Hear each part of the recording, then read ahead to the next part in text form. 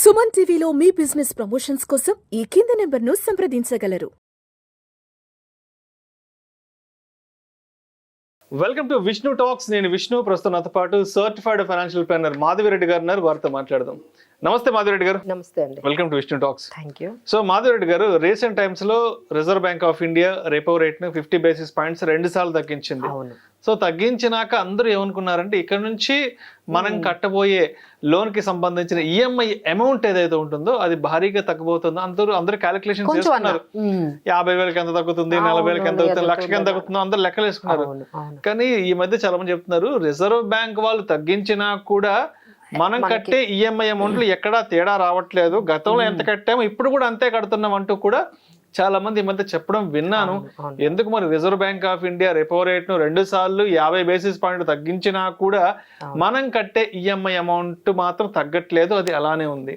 అది కరెక్టేనండి. ఎందుకంటే చాలా మందికి ఈ డిఫరెన్స్ అయితే ఏమీ రాలేదు. 2 సార్లు తగ్గించిన ఈ ఈఎంఐలో మాత్రం ఎటువంటి చేంజ్ కానీ లేకపోతే ఒక దాన్ని ఏమంటారు మనకి టర్మ్ని తగ్గించడం కానీ ఇలాంటి చేంజెస్ ఏమి రాలేదు. అంటే ఏంటంటే ఏదైతే బెనిఫిట్ ఆర్బీఐ ఇచ్చిందో రెపో రేట్ తగ్గించి ఆ బెనిఫిట్ని బ్యాంక్స్ ట్రాన్స్ఫర్ చేయట్లేదు. ఎవరికి? కస్టమర్స్కి ఎవరైతే బారోయర్స్ ఉన్నారో వాళ్ళకి ఆ బెనిఫిట్ వాళ్ళు పాస్ ఆన్ చేయట్లేదు. దీనికి మనం ఏం చేయొచ్చు, దీనికి ఎలాంటి మార్గాలు మనకు ఉన్నాయి? ఫస్ట్ ఏంటంటే ఈ లెండింగ్ ఇంట్రెస్ట్ రేట్ టర్మ్స్ మీరు లోన్ తీసుకున్నప్పుడు కొన్ని ఏ టర్మ్స్ మీద తీసుకున్నారు అనేది కొంతమందికి అవగాహన రావాలంటే దీన్నే మనం marginal cost of funds based lending rate ఒకటి ఉంటుంది, రెపో రేట్ లెండింగ్ రేట్ ఒకటి ఉంటుంది. ఇప్పుడు మీరు లోన్ తీసుకునేటప్పుడు ఈ 2 టర్మ్స్లో ఏ టర్మ్లో మీరు ఉన్నారు అనేది మిమ్మల్ని మీరు టర్మ్స్లోని చెక్ చేసుకోండి.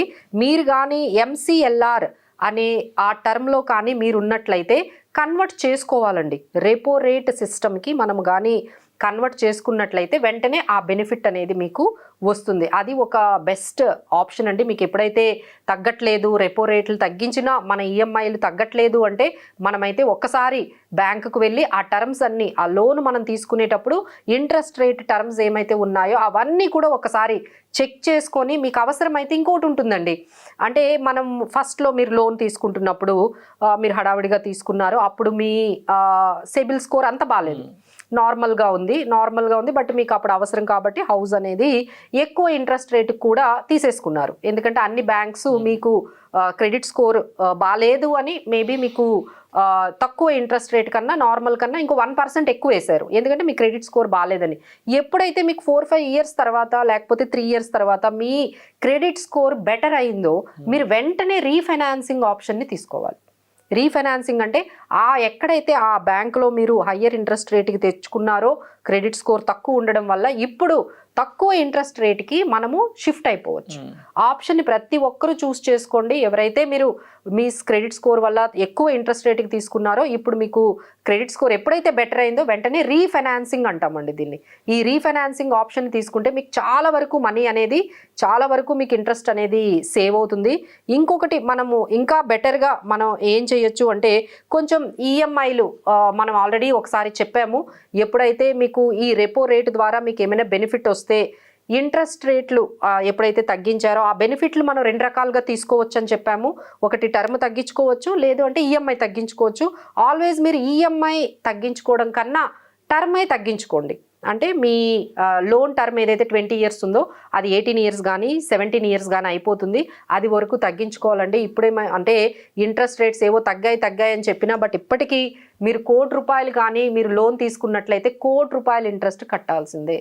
అంటే ₹1,00,00,000 మీరు లోన్ తీసుకున్నారు అంటే 2 కోట్లు బ్యాంక్కి కడుతున్నాం. అంటే ఎంత అమౌంట్ మనకి ఇంట్రెస్ట్ల ద్వారా పోతుంది. అంటే నేను అదే అనుకుంటాను, మన వాళ్ళు ఎవరు సిప్పుల్ని మాత్రం టైంకి పే చేయరు కానీ ఈఎంఐలు మాత్రం టైంకి అసలు కంటిన్యూస్గా 20 ఇయర్స్ వరకు ఒక్క ఈఎంఐ కూడా ఆపకుండా ఉండడానికి కారణం ఏంటంటే సిబిల్ స్కోర్ అండి. మీరు ఏమాత్రం ఈఎంఐ ఆపినా సిబిల్ స్కోర్ మనకి ఇంపాక్ట్ అవుతుంది కాబట్టి ప్రతి నెల కట్టుకుంటూ 20 సంవత్సరాల వరకు ఈఎంఐలు చేస్తారండి. సో ఇలాంటి దానికి కూడా బ్రేక్ పడాలి అంటే అప్పుడప్పుడు మీరు కొంత లంసమ్ అమౌంట్ని కడుతూ ఉండండి. అంటే మీకు బోనస్ వచ్చింది, మీకు అందరికీ కూడా ఇప్పుడు కొంచెం 3% లేకపోతే 10% మీకు ఎప్పుడైతే శాలరీ పెరిగిందో దానికి తగ్గట్టుగా కొంచెం వేరియబుల్ బోనస్ మీ పెర్ఫార్మెన్స్ బట్టి వస్తుంది. ఆ బోనస్ రాగానే మనం ఏం చేస్తాము, జనరల్ గా ఏదో ఒక ప్లాన్ చేసుకుంటారు, అవును. ఏదో కార్ కొనుక్కోవాలి, లేదా ఇంట్లో కొత్తగా టీవీ కొనుక్కోవాలి, ల్యాప్టాప్ కొనుక్కోవాలి, మన లిస్ట్ అంతా ఉంటుందండి. సో ఇప్పుడు ఇంత ఇంట్రెస్ట్ రేట్లు కట్టడం కన్నా మీరు అందులో అట్లీస్ట్ మీ బోనస్ లో 60-70% అయినా మీరు తీసుకొని వెళ్ళి బ్యాంకు కానీ కట్టినట్లయితే మనం చాలా వరకు కొన్ని లక్షల్లో వేలల్లో మనము ఇంట్రెస్ట్ రేట్ ని సేవ్ చేసుకోగలుగుతామండి. సో దీనివల్ల మీరు అంటే ఈ ఇంట్రెస్ట్ రేట్ అనేది ప్రతి ఒక్కరికి ఉన్నాయండి, ఈఎంఐస్ అనేవి ప్రతి ఒక్కరికి ఉంటాయి, హోమ్ లోన్స్ అనేవి ప్రతి ఒక్కరూ తీసుకుంటారు, తప్పేం లేదు. బట్ వాటిని ఎంత తొందరగా మనం తీసేసుకుంటే మన ఫైనాన్షియల్ డిసిప్లిన్ అనేది అంత బాగుంటుంది. ఎందుకంటే ఇప్పట్లో మనకి ఈ ఫైనాన్షియల్ సెక్యూరిటీ కానీ జాబ్స్ కూడా అంత పర్ఫెక్ట్గా లేవండి. ఎంత తొందరగా మీరు ఇలాంటి బర్డన్స్, లోన్ బర్డన్స్ ఎంత తక్కువ ఉంచుకుంటే అంత మంచిది. ఎందుకంటే ఐటీలో కూడా, ఇండస్ట్రీలో చాలా లే ఆఫ్స్ జరుగుతున్నాయి. సో మీరు తొందరగా ఏ విధంగా మనము ఈ పర్టికులర్ హోమ్ లోన్స్ని ఎంత తొందరగా మనం పే చేసి బయటకు రావడమే మంచిదండి. మీకు ఎక్కడైనా అంటే చాలా మంది అడుగుతుంటారు, మేడం ఇన్వెస్ట్మెంట్లు చేస్తే మంచిదా, ఒక 5 లక్షలు ఉంటే ఈ లోన్లు కట్టేసుకోవడం మంచిదా అంటే 12% మీకు అలాంటి లోన్లు ఉంటే మేము ఎప్పుడు చెప్పేదండి, సార్ ముందు లోనే కట్టేయండి. ఎందుకంటే ఇక్కడ మనకి 12% రేట్ ఆఫ్ రిటర్న్ వస్తుందో రాదో మనకి తెలియదు కానీ, బట్ ఇక్కడ 12% మీరు లోన్కి అయితే కట్టేయాల్సి ఉంటుంది. సో అందుకనే మీరు ఎక్కువ హయ్యర్ ఇంట్రెస్ట్ కానీ మీరు లోన్లు మీకున్న క్రెడిట్ కార్డులు వాటి మీద ఎక్కువ ఫోకస్ చేయండి. వాటి మీద మీరు వాటిని అంటే 30% అండి, 40% క్రెడిట్ కార్డులు, పర్సనల్ లోన్స్ అయితే 14% కూడా కడుతున్న వాళ్ళు చాలా మంది ఉన్నారు. సో ఇవన్నీ పక్కన పెట్టి వీళ్ళేమో ఇన్వెస్ట్మెంట్ చేస్తా అంటారు. ఇక్కడ ఎంత వస్తుందండి, 8% రావచ్చు, 12% రావచ్చు. సో ఇలాంటి డెసిషన్స్ అన్నీ కూడా ఒకసారి ఫైనాన్షియల్ ప్లానర్తో కానీ కూర్చొని మీరు మాట్లాడి ఏది బెటర్, లోన్లు కట్టేసుకోవడం మంచిదా, లేకపోతే ఇన్వెస్ట్మెంట్ల మీద మంచిదా, రీఫైనాన్స్ చేసుకుంటే మంచిదా, లేకపోతే ఇంకొక బ్యాంక్కి మన లోన్ని ఇంకొక బ్యాంక్కి ట్రాన్స్ఫర్ చేసుకుంటే మంచిదా, అలానే ఎంసీఎల్ఆర్లో కానీ మీరున్నట్లయితే వెంటనే మీ లోన్ ఇంట్రెస్ట్ సిస్టమ్ని మీరు రెపో రేట్ సిస్టమ్కి ట్రాన్స్ఫర్ చేయండి. అప్పుడు మాత్రమే మీకు ఆర్బీఐ ఏదైతే మీకు బెనిఫిట్ ఇచ్చిందో, రెపో రేట్ తగ్గించిందో ఆ బెనిఫిట్ మీకు కనపడుతుంది. సో ఒక్కసారి మీ లోన్ ఏవైతే టర్మ్స్ అండ్ కండిషన్స్ ఉన్నాయో ఒకసారి వెరిఫై చేసుకోండి. మేము చెప్పినవన్నీ కూడా ఒకసారి పాటించినట్లయితే you can save lot of amount. Thank you so much Madhuri గారు.